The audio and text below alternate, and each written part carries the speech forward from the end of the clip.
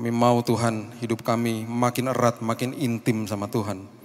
Masuk tahun yang ini Tuhan, kami percaya nanti di ujung tahun ini, kami akan hidup dengan kehidupan yang penuh dengan kesaksian. Karena kami berjalan bersama Yesus, berjalan bersama Roh Kudus, dipimpin sama Tuhan. Kami mau Tuhan duduk diam dan Roh Kudus, Engkau sendiri yang beracara, Engkau sendiri yang mengajar kami, meneduhkan hati kami, memberikan ketajaman bagi semua pewahyuan yang Kau mau siapkan bagi kami. Kami sambut Tuhan, firman kehidupan hanya di dalam satu nama, nama yang indah, nama yang agung, Yesus Kristus Tuhan kami. Kita sama-sama katakan, amin, haleluya. Silakan duduk, shalom.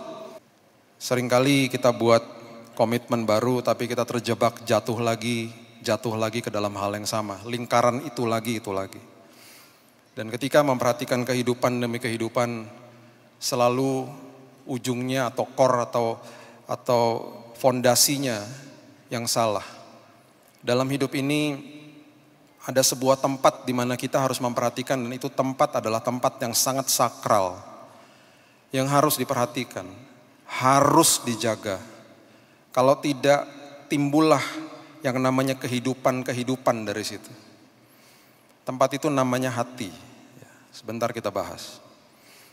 Hati itu tempat di mana akhirnya semua terdeposit di situ, di-download ke situ. Dan itu menjadi sesuatu yang bisa mengerikan, bisa juga menjadi hal yang luar biasa. Makanya firman Tuhan mengatakan, jagalah hatimu dengan segala kewaspadaan. Segala kewaspadaan, karena dari situlah sumber daripada kehidupan. Sumber daripada kehidupan. Sumber keberhasilan saudara. Seringkali saya juga mengerti kita ini di dalam society, masyarakat, ditekan dengan pertanyaan seperti, sibuk apa sekarang? Lagi proyek apa sekarang? Udah jadi apa sekarang? Semua hal yang menyangkut status, keberhasilan yang kelihatannya di luar. Tapi jarang orang bertanya, bagaimana karaktermu tahun ini? Apakah kamu lebih sabar dari tahun lalu? Apakah ada kemajuan di dalam karaktermu? Orang tidak pernah menanyakan to be-nya, tapi lebih menanyakan to do-nya. Apa yang mau dilakukan? Lupa bahwa jangkar fondasi daripada apa yang dilakukan itu adalah identitas hidup, jati hidup ini. Karena ininya nggak diperbaiki, kita berpikir bahwa oh itu yang saya lakukan tahun lalu itu salah, saya harus perbaiki ini itu. Nggak pernah beres-beres karena ininya masih busuk, dalamnya masih busuk. Kenapa saya katakan mediator itu di dalam Oxford Dictionary, bahasa Inggrisnya mengatakan a person who attempts to make people involved in a conflict come to an agreement. Bahasa Indonesianya seorang pribadi yang ada di tengah. Seorang pribadi yang ada di tengah, yang berusaha mendamaikan kedua belah pihak yang sedang konflik. Dan di dalam hidup ini kita harus sadar setiap hari kita ada konflik. Ada konflik, pasti ada konflik. Karena saudara belum sampai di surga. Saudara masih hidup di dalam dunia. The kingdom of the world, dunia. Nah, ketika saudara terima Yesus, saya pernah katakan di tempat ini, semuanya akan terdeposit di dalam roh saudara. Ya, coba lihat slide pertama ini. Ya. Roh ini adalah layer yang paling dalam. Ya, layer yang paling dalam. Di tengah-tengah antara roh dan tubuh, layer yang paling luar ini yang terlihat, ada yang namanya jiwa. Kita pernah membahas di ibadah hari Kamis di tempat ini dengan memakai visual. Di depan sini ada 3 orang berdiri, bagaimana ketika orang mau mengampuni itu kita udah pernah belajar, saudara buka aja YouTube-nya. Nah, ini yang dinamakan mediator, itu adalah jiwa saudara dan saya.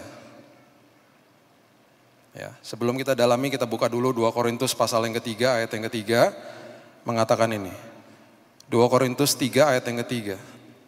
Karena telah ternyata bahwa kamu adalah surat Kristus, yang ditulis oleh pelayanan kami.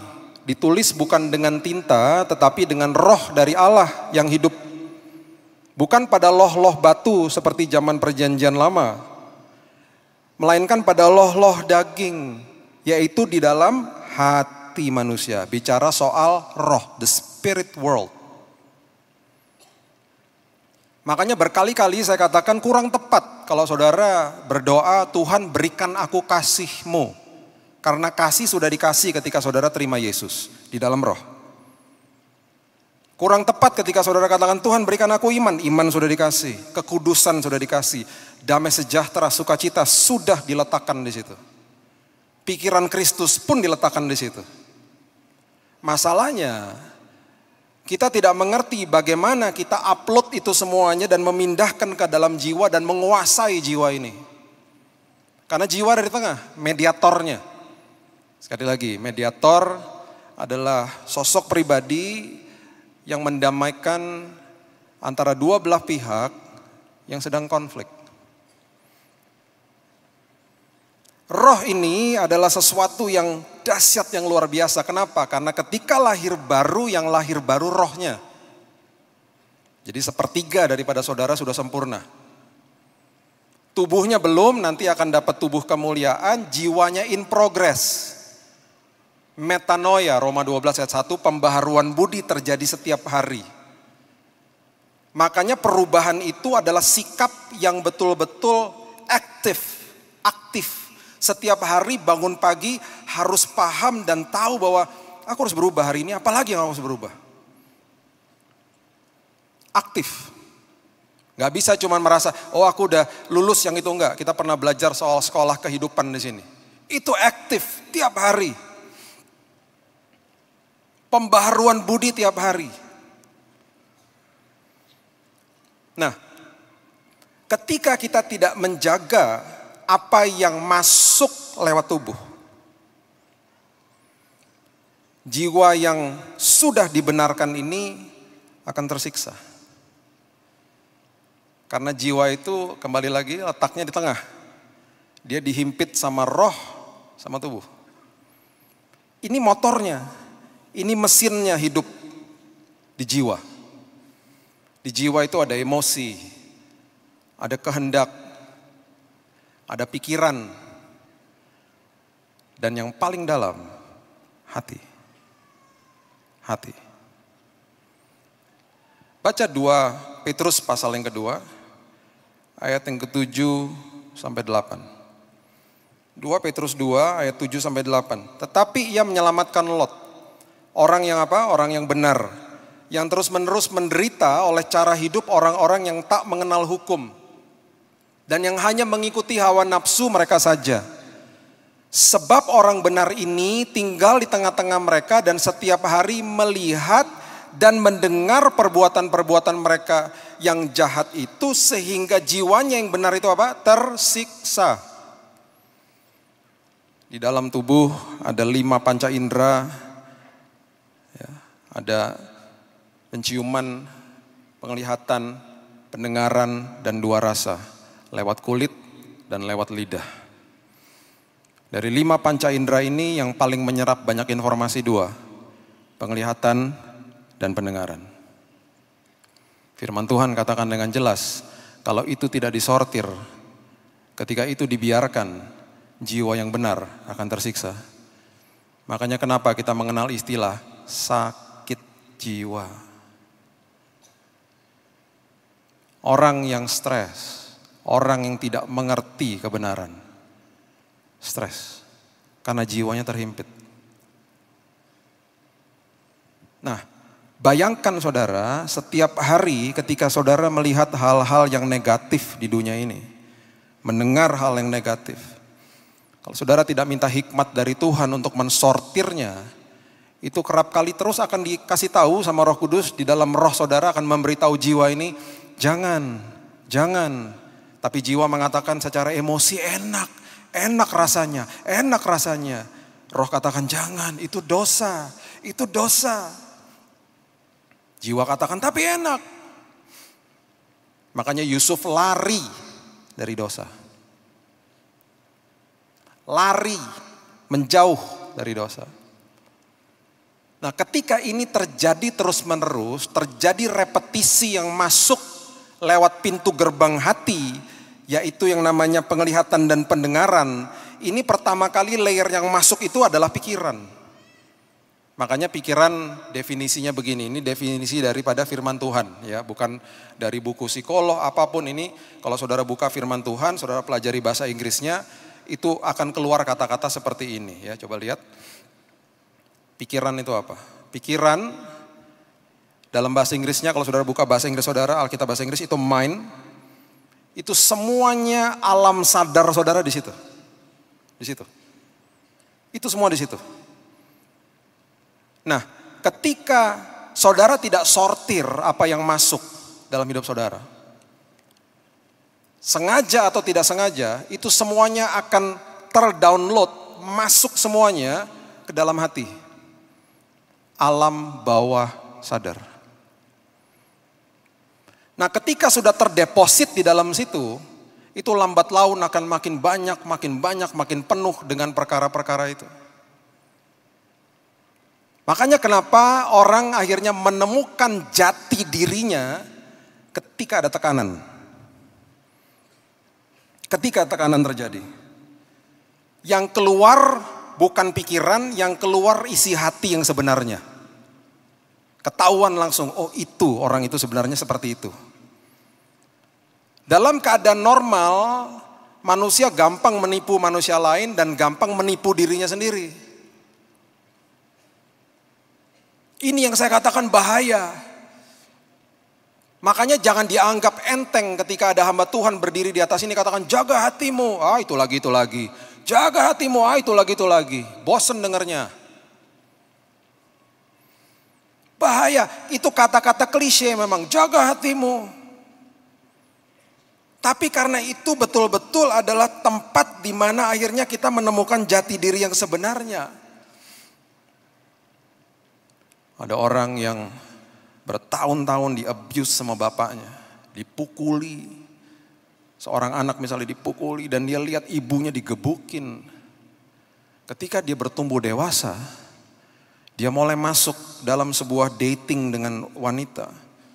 Mungkin belum kelihatan. Karena dia lagi kasih tahu kan saya ini yang terbaik, orang-orang pacaran kan semua yang terbaik dikasih tahu. Belum kelihatan. Jadi waktu menikah, tiba-tiba keluar aslinya. Dia lagi kesel, tiba-tiba pak istrinya digampar. Anaknya ngeselin, anaknya dipukul. Dan ada beberapa kasus yang akhirnya pembunuhan terjadi. Dan kalau saudara lihat muka-muka mereka di kantor polisi. Dan ketika mereka diinterview, ada yang mau diinterview, mereka katakan saya kilaf pak. Kemudian banyak dari mereka katakan, saya juga gak tahu kenapa saya lakukan itu. Ini yang mengerikan. Makanya Yeremia menulis ini. Yeremia 17 ayat 9. Betapa liciknya hati. Lebih licik daripada segala sesuatu. Hatinya sudah membatu, siapakah yang dapat mengetahuinya? Dengan kata lain bahasa aslinya, orangnya sendiri gak tahu. Jadi jangan pernah katakan kepada diri saudara sendiri, ya. Oh saya baik-baik aja kok, saya oke-oke aja. Kita tidak pernah tahu apa yang sudah terdeposit di dalam hati. Makin kita intim sama pencipta kita, makin kita ngerti siapa hidup kita, siapa jati diri kita sebenarnya. Ketika saya kemarin di rumah sakit tahun lalu, saya pikir udah oke-oke aja, 20 tahun pelayanan sama Tuhan, oke semuanya konsisten aja. Oh, malu. Dibukain satu-satu sama Roh Kudus. Tuh loh, kenapa kamu gini, kenapa gitu. Bukan dituduh, convict, diinsafkan. Ya. Ingat ya, saudara, jangan mau dituduh, itu bukan dari Tuhan. Ya. Diinsafkan, convict, bukan condemn. Ya. Bukan dituduh. Tuhan gak pernah menuduh. There is no condemnation. Di conviction, diberikan sebuah kebenaran di sini, dibukakan sama Tuhan. Malu. Oh ternyata banyak busuknya. Oh gini toh Tuhan, oh gini toh Tuhan. Bersihin Tuhan, bersihin Tuhan. Di situ saya makin ngerti, makin dekat dengan penciptanya, makin tahu dan makin ngerti siapa saya. Gak bisa sok tahu, bilang aku aja kok Pak, tenang aja Pak. Enggak, tidak. Kita tidak pernah tahu masa lalu kita atau apapun yang pernah terjadi sama kita itu tersimpan di dalam situ. Kita akan terkaget-kaget sendiri ketika di dalam satu tekanan keluar sesuatu yang kita pun bingung. Hah, kok aku gitu ya? Kok aku bisa gitu ya? Itu yang masuk ke dalam hati. Makanya kenapa jiwa adalah mediator. Bayangin loh saudara, hidup setiap hari di dalam semua nilai-nilai yang udah amburadul, nilai-nilai dunia. Sekarang bukan aja LGBT saja, LGBTQ, ayo ada Q-nya di belakang. Lesbian, gay, bisexual, transgender, Q-nya question. Question artinya masih belum menentukan status. Nah, itu artinya question, masih bingung, masih mempertanyakan. Jadi bayangkan LGBT aja udah kelompok yang mungkin bingung dengan identitas hidupnya, ini ada Q-nya lagi. Jadi orang itu adalah orang bingung di kelompok orang bingung, ayo. Kan ngeri. Dan ini makin dikatakan sama dunia bahwa ini oke. Pertama Amerika yang membuat semuanya legal. Mengatasnamakan hak asasi manusia. Saya gak bisa khotbah seperti ini di sana. Pidana saya. Gak bisa. Gak bisa. Pidana. Dan kemudian diikuti sama negara-negara lain. Satu-satu mulai. Di Asia juga sudah mulai mensahkan perkawinan sesama jenis. Kemarin CNN minggu lalu memuat berita tentang, saya lupa namanya tadi, pesawat EasyJet namanya, EasyJet, low cost carrier ya dari Eropa.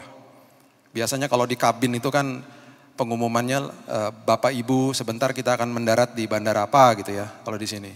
Kalau di luar negeri kan ladies and gentlemen gitu ya. Itu dikomplain. Banyak orang mengatakan begini lah, aku gak masuk dalam kelompok ladies. Aku gak masuk dalam kelompok gentleman juga.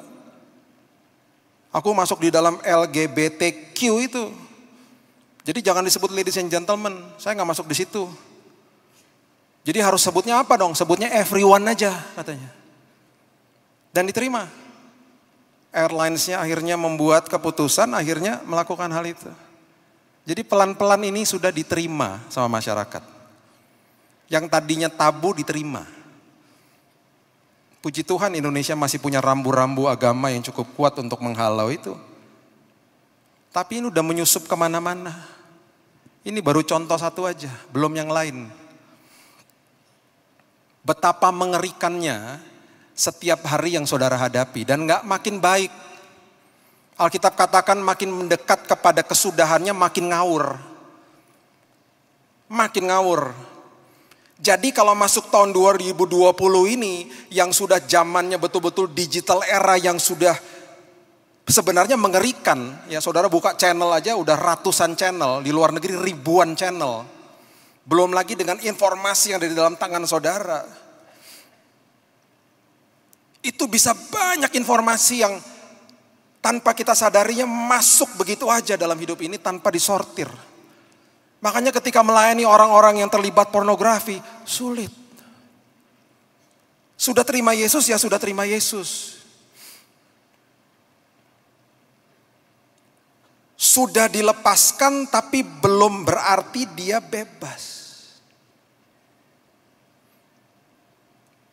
Dilepaskan, belum berarti dia bebas. Karena pikirannya masih di situ. Karena ketika terima Yesus itu belum berarti hatinya semua itu langsung bersih. Rohnya yang lahir baru, hatinya berkala. Makanya bagaimana cara membersihkan hati yang sudah penuh dengan dosa, penuh dengan hal-hal yang begitu banyak sampahnya itu. Gak ada cara lain, gak ada cara lain. Harus mensaturasi hidup dengan firman setiap hari, makanya renungkan firman siang dan malam itu dalam artinya.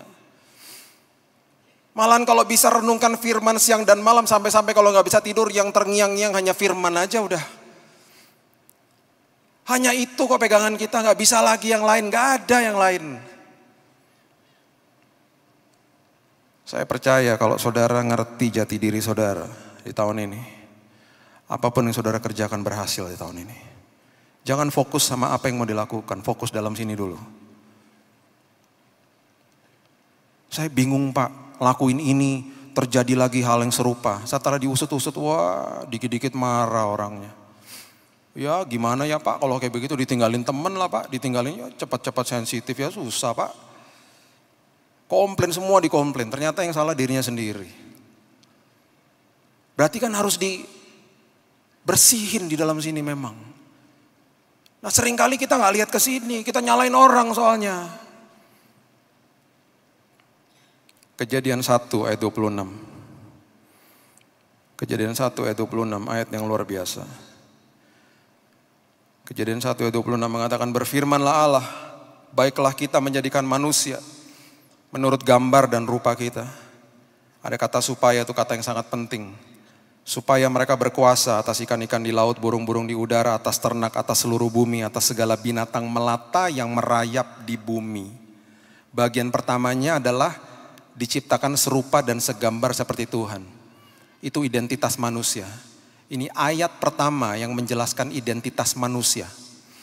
Ada kata supaya itu artinya oleh sebab itu, therefore kata sambung. Artinya kalau nggak lakukan bagian yang A, nggak bisa lakukan bagian yang B. Itu supaya. Jadi harus ngerti dulu siapa saya. Harus beres dulu di dalam sini. Baru saya bisa menguasai kehidupan. Baru saya bisa berhasil melakukan perkara-perkara besar tahun 2020. Itu maksudnya. Kita mundur dulu ke ayat 11, coba lihat. Ayat 11. Kejadian 1 ayat yang ke-11. Firman Tuhan mengatakan, berfirmanlah Allah, hendaklah tanah menumbuhkan tunas-tunas muda, tumbuh-tumbuhan yang berbiji, segala jenis pohon buah-buahan yang menghasilkan buah yang berbiji, supaya ada tumbuh-tumbuhan di bumi, dan jadilah demikian. Ketika proses kreasi tumbuh-tumbuhan, Tuhan dengan jelas berfirman kepada tanah, hendaklah tanah menumbuhkan tunas-tunas muda dan tumbuh-tumbuhan. Tuhan berfirman kepada tanah. Kemudian tanah mengeluarkan tumbuh-tumbuhan. Sumber daripada tumbuh-tumbuhan adalah tanah. Ketika tumbuh-tumbuhan dicabut dari sumbernya, mati nggak? Mati. Kepada siapa Tuhan berfirman ketika dia menciptakan binatang yang berkeriapan di bawah air? Kejadian 1 ayat yang ke-20 mengatakan dengan jelas, hendaklah dalam air berkeriapan makhluk yang hidup, dan hendaklah burung beterbangan di atas bumi melintasi cakrawala. Dalam bahasa Inggrisnya, let the water produce. Tuhan berfirman kepada air, air mengeluarkan binatang-binatang yang berkeriapan di bawah air. Sumber daripada ikan-ikan adalah air. Ikan-ikan ini dipisahkan dari sumbernya, mati nggak? Mati. Gurame bakar, sushi, mati. Dipisahkan dari sumbernya. Kepada siapa Tuhan berfirman ketika dia menciptakan binatang melata, binatang liar? Kejadian 1 ayat 24 mengatakan begini. Hendaklah bumi mengeluarkan segala jenis makhluk yang hidup, ternak dan binatang melata dan segala jenis binatang liar, dan jadilah demikian. Tuhan berfirman kepada bumi. Bumi yang mengeluarkan binatang-binatang ini. Ketika binatang-binatang ini dipisahkan dari sumbernya, dipisahkan dari habitatnya, mati. Itu jati dirinya dia di situ. Coba lihat ayat 26, lihat perlahan-lahan bagian yang pertama. Kepada siapa Tuhan berfirman ketika dia menciptakan saudara dan saya? Berfirmanlah Allah, baiklah siapa? Kita menjadikan manusia menurut gambar dan rupa kita. Kitanya huruf besar. Tuhan berfirman kepada dirinya sendiri. Bukan kepada tanah, bukan kepada air, bukan kepada bumi, kepada dirinya sendiri. Berarti sumbernya saudara, bukan tanah dan debu, itu bahan bakunya. Sumbernya saudara Tuhan. Berani-berani keluar dari sumber, terlepas dari sumbernya mati. Itu maksudnya. Abide in me, tinggallah di dalam aku di dalam engkau. Apabila engkau minta apa saja, kau lakukan bagimu. Itu jati dirimu di situ. Maret tanggal 11 tahun 2005. Saya nggak pernah lupa nonton CNN. Ada sebuah peristiwa yang mengerikan terjadi. Seseorang yang bernama Brian Nichols. Orang yang cukup besar badannya. Seorang pemerkosa. Hari itu adalah hari di mana dia dischedule untuk persidangan. Sedang siap-siap mengganti baju penjara untuk pakai baju biasa untuk masuk ke ruang persidangan. Salahnya juga kenapa ditempatkan polwan yang menjaga pada saat itu. Dengan sigap dia mencuri dan mengambil pistol daripada polwan itu. Dipukul kepalanya sampai koma. Dengan pistol itu Brian Nichols berjalan menuju ruang persidangan. Dengan satu tujuan, dia mau tembak mati itu hakim. Beberapa orang coba untuk menyetop dia, tapi dia arahkan pistolnya, semua takut. Masuk ke dalam ruang persidangan. Dia lihat itu hakimnya, ditembak mati hakimnya. Ada reporter di situ, seorang wanita ditembak mati sama dia. Ada seorang polisi yang mencoba menstop dia, ditembak mati sama dia. 3 orang ditembak mati. Beberapa sempat capture di dalam video di ruangan itu. Mengerikan. Dia keluar, dia lari keluar. Dia masuk ke dalam sebuah mobil yang sedang bergerak, dikeluarkan orangnya. Dia lari lewat tol pakai mobil itu. Kabur. Terjadilah pengejaran besar-besaran di kota Atlanta pada hari itu.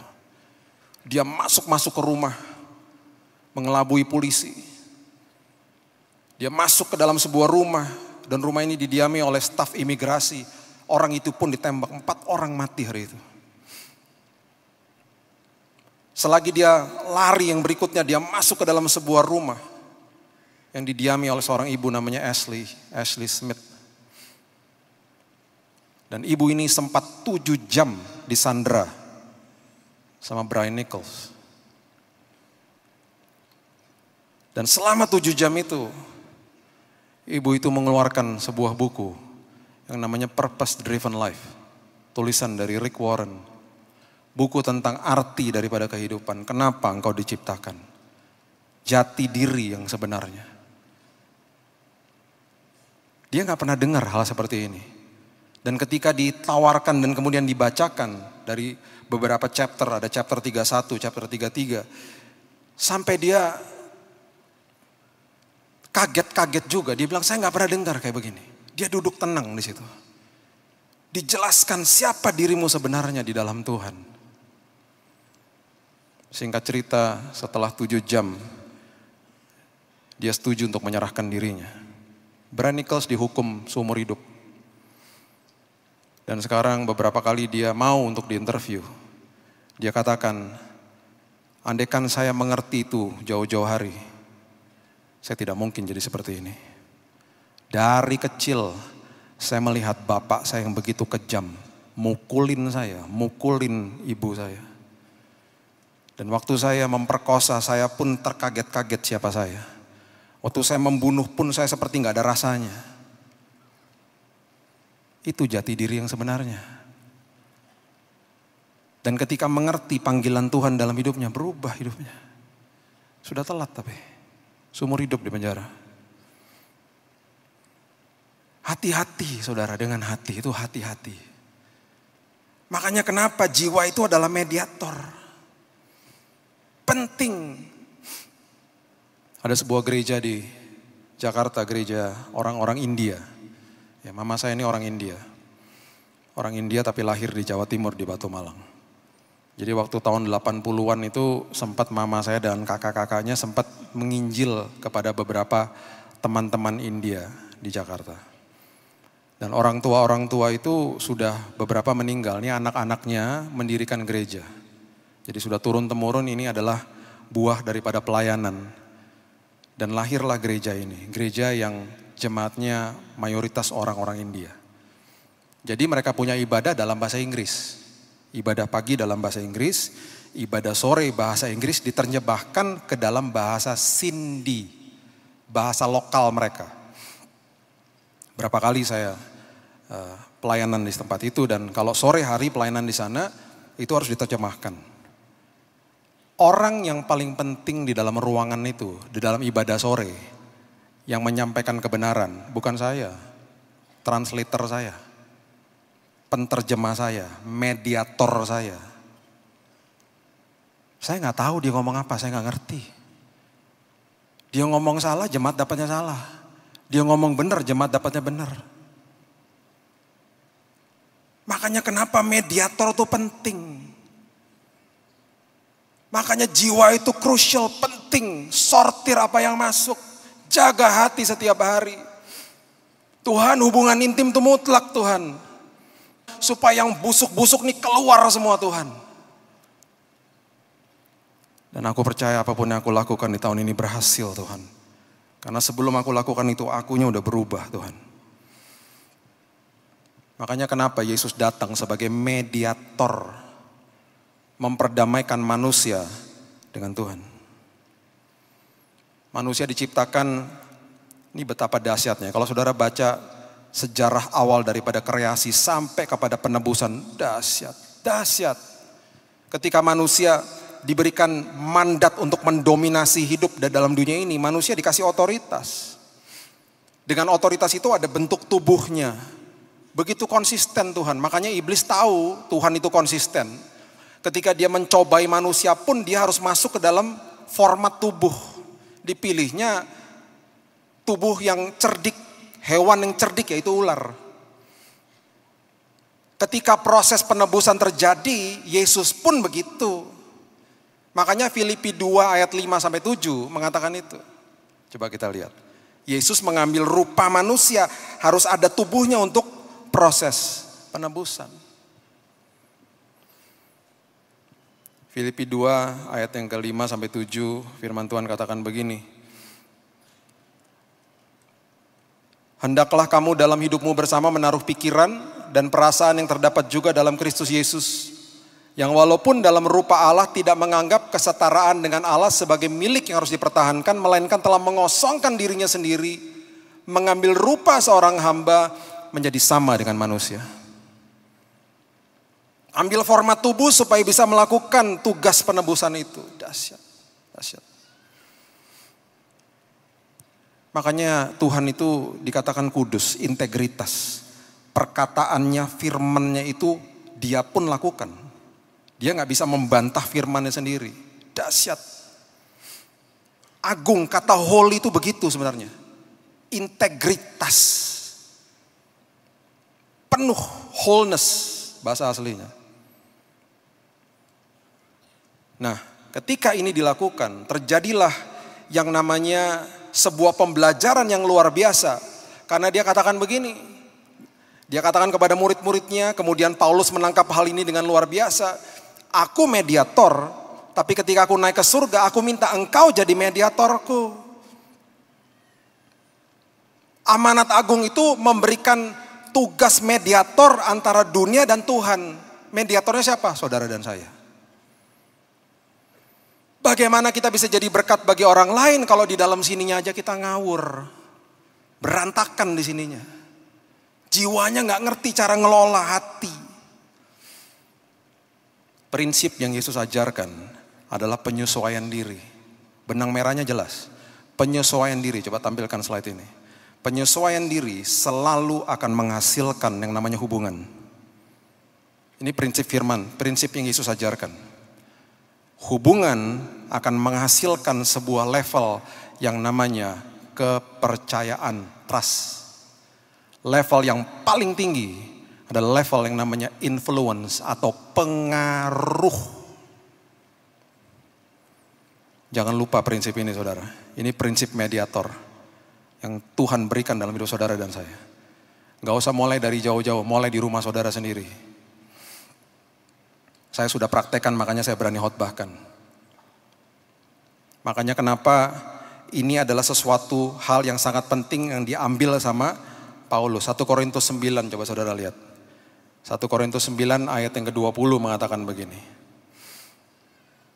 Demikianlah bagi orang Yahudi, aku menjadi seperti orang Yahudi. Ya, perhatikan kata menjadi seperti. Supaya aku memenangkan orang-orang Yahudi. Bagi orang-orang yang hidup di bawah hukum Taurat, aku menjadi seperti orang yang hidup di bawah hukum Taurat. Sekalipun aku sendiri tidak hidup di bawah hukum Taurat. Supaya aku dapat memenangkan mereka yang hidup di bawah hukum Taurat. Aku menjadi seperti itu adalah toleransi, penyesuaian diri. Kalau menjadi itu kompromi. Contohnya gini. Kalau saudara bicara sama anak kecil, saudara ngomongnya kan gini bahasanya. Halo, namanya siapa? Iya kan? Apakah saudara jadi anak kecil? Tidak. Saudara menjadi seperti anak kecil supaya saudara bisa ngobrol sama dia. Gak bisa ngomong sama anak kecil gini. Apa kabar? Baik, semua oke. Gak ngerti dia.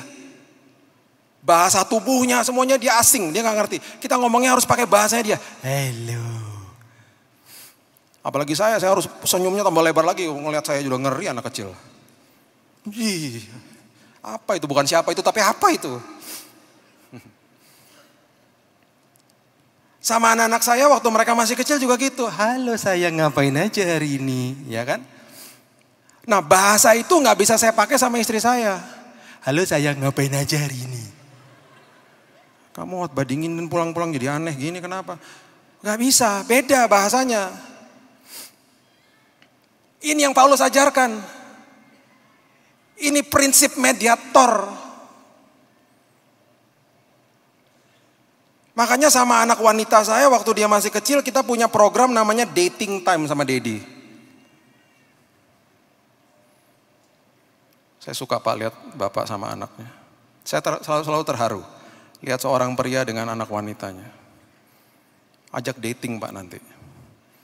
Saya sama anak saya perempuan saya, dari kecil saya ajak dating time sama saya. Saya memaksa diri saya untuk belajar Hello Kitty. Supaya saya bisa ngobrol sama dia. Saya memaksa diri saya untuk belajar Princess Disney. Saya memaksa diri saya untuk belajar Powerpuff Girl. Yang saya udah gak sanggup lagi Barbie, udah too much lah, udah. Supaya bisa ngobrol sama dia. Dan setiap umur itu mulai naik-naik beda-beda udah. Sempat apa itu namanya, High School Musical. Waduh.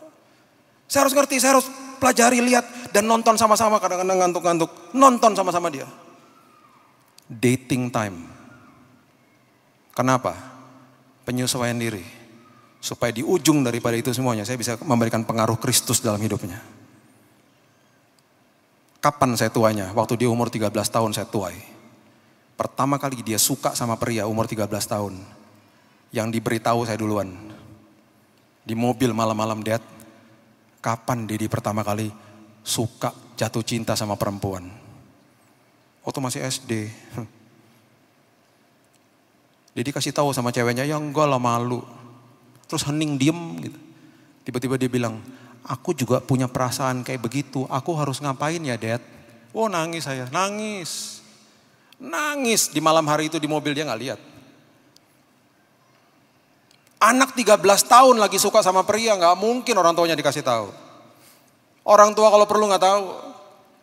Kenapa dia kasih tahu saya duluan? Investasi waktu dari kecil. Saya tanya, siapa laki-lakinya? Keluar tanduk juga saya. Siapa laki-lakinya sayang? Enggak, cuman suka aja, aku harus gimana sih Dad? Ngobrol. Dia sekolah jauh sekarang. Saya gak pernah khawatir. Selalu laporan sama, tadi barusan telepon. Dedi aku bobo ya. Mesra sama saya. Dad, aku tadi diajak pergi sama cowok. Ganteng banget sih Dad. Cuman ujung-ujungnya enggak kayak Dedi habisnya. Enggak kayak Dedi. Kenapa? Enggak botak kayak Dedi ya. Ya itu salah satunya katanya. Maaf ya saudara ya. Anak saya yang perempuan ini cantiknya luar biasa. Dan bagi dia laki-laki normal tuh ya begini. Enggak ada rambutnya. Karena waktu dia lahir. Pria yang dia lihat pertama ya saya. Dan waktu dia lihat ini nggak ada rambutnya, dia anggap ini pria yang normal ya begini nggak ada rambutnya. Bagi pria-pria yang lain yang ada rambutnya tuh aneh bagi dia. Maaf ya. Jadi kalau dia lihat pria-pria yang ada rambutnya yang botak-botak, lihat, ganteng ya lihat. Iya dong. Satu kaum.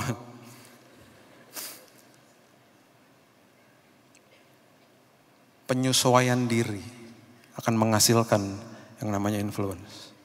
Belajar mempengaruhi keluarga dengan sistem kerajaan surga. Dan saudara tanpa saudara sadari, ini dipakai sama dunia. Saudara pergi kemanapun, produk manapun, bicara sama consumer, product manager, apapun, siapapun, pakai prinsipnya sama. Prinsip Alkitabiah, penyesuaian diri. Odol Pepsodent misalnya ya, diiklankan di Indonesia misalnya. Dia akan pakai talentnya orang Indonesia. Tagline-nya tagline Indonesia. Penyesuaian diri supaya terjalin sebuah hubungan. Repetisi dilakukan, akhirnya timbul kepercayaan. Ya, nonton terus, lihat, nyambung gitu ya. Tagline-nya kita hafal, lagunya, jingle-nya kita hafal gitu ya. Sampai akhirnya ujung-ujungnya terjadi sebuah influence. Kita ke Indomaret sama teman kita nanya, odol bagus apa ya? Pepsodent lah. Emang kamu pernah coba? Enggak pernah. Loh, kamu tahu dari mana? Iklan di mana-mana. Pasti bagus udah. Ya gitu. Semua gitu. Berapa tahun yang silam ada seorang pria yang jatuh cinta sama seorang wanita. Wanitanya belum tahu. Pria ini menyesuaikan diri sama wanita ini. Wanita ini suka makan bakso, prianya gak suka makan bakso. Prianya bilang gini, kalau kamu makan bakso ya saya temenin lah. Ngapain? Kamu kan gak suka makan bakso, gak apa-apa. Saya minum teh botol pun gak apa-apa, yang penting saya memandang dirimu sudah cukup. Gombalnya gombal. Pinter pria ini jago ngerayunya. Penyesuaian diri akan menghasilkan hubungan. 3 bulan, 4 bulan ditemani makan bakso, dia nyatakan cintanya. Wah, mau gak kamu jadi pacarku? Oh ya maulah, kamu benar-benar setia nemenin makan bakso. Mau aku jadi pacarmu. Wah berhasil. Level kedua berhasil. Masuk level yang ketiga, kepercayaan. Dia temenin lagi makan bakso selama 1 tahun. Wah konsisten. Jago, ini pria jago. Sampai 1 tahun. Wanita ini akhirnya betul-betul percaya. Dan waktu dia percaya, laki-laki ini langsung memberikan pengaruh yang paling hebat. Level terakhir. Mau gak kamu nikah sama aku? Oh ya maulah. Bayangin 1 tahun lebih loh kamu nemenin aku makan bakso, setia. Ini kamu pasti tipe laki setia. Bakso aja setia apalagi pernikahan. Singkat cerita mereka menikah. Ketika tamu-tamu datang di resepsi, tamu-tamu dikasih makan bakso. Anak-anak mereka dikasih makan bakso. Inilah cerita saya dan istri saya. Saya nggak tahu dia duduk di mana. Dia ada di tengah-tengah saudara. Mungkin di atas nggak tahu di mana ya. Sorry ya sayang, dia nggak tahu saya mau cerita ini. Tapi ya sudah, anak udah 2 ya udah besar-besar. Jangan sering-sering lah makan bakso. Tapi tadi dibeliin sama Bu Monica, dibeliin bakso. Hebat ya saya. Bisa memenangkan hatinya. Pakai prinsip firman Tuhan. Ayo. Penyesuaian diri. Saya percaya tahun 2020 Jemaat Nginden ini apapun yang saudara lakukan berhasil di dalam Tuhan. Karena saudara menemukan jati diri saudara. Saudara ngerti bagaimana mengatur jiwa saudara. Sortir apa yang masuk dalam hidup saudara. Dan di ujung tahun ini saudara akan sangat bergembira. Terima kasih Tuhan. Aku lakukan semuanya indah pada waktunya. Berhasil semuanya karena hatiku betul-betul milik Tuhan. Berikan tepuk tangan kita untuk Tuhan kita. Tuhan kita dahsyat, Tuhan kita hebat. Terima kasih Bapa, kami mengucap syukur buat tahun yang indah ini. Tahun yang baru. Dan betapa indahnya kami memulai tahun yang baru ini bersama-sama dengan Tuhan. Betapa indahnya kami memulai segala sesuatunya dengan firman Tuhan. Dan kami percaya dengan modal firman Tuhan ini, kami akan lakukan yang terbaik untuk Tuhan, menjaga hati kami dan hidup intim sama Tuhan, supaya makin intim kami makin mengenal siapa kami. Hamba-Mu berdoa khusus bagi jemaat-Mu di tempat ini Tuhan, mereka akan terus naik dan tidak turun menjadi kepala, bukan menjadi ekor. Apapun yang mereka kerjakan Tuhan buat berhasil. Perlindungan penyertaan Tuhan, kesehatan, kesembuhan daripada Tuhan, damai sejahtera, sukacita, hikmat, kasih agape melingkupi hidup mereka dari hari ini sampai Maranatha. Dan kami percaya Tuhan, di ujung tahun 2020 perkara besar terjadi, terobosan terjadi, hal-hal besar terjadi. Karena hidup kami sudah diubahkan Tuhan, khususnya hati kami Tuhan dibersihkan sama Tuhan. Terima kasih Bapak, kami meteraikan firman ini, hamba meteraikan di dalam satu nama. Nama yang agung, nama yang indah, Yesus Kristus Tuhan kami. Kami sudah berdoa dan masuk ke dalam tahun yang baru ini. Kita sama-sama katakan, amin. Tuhan berkati.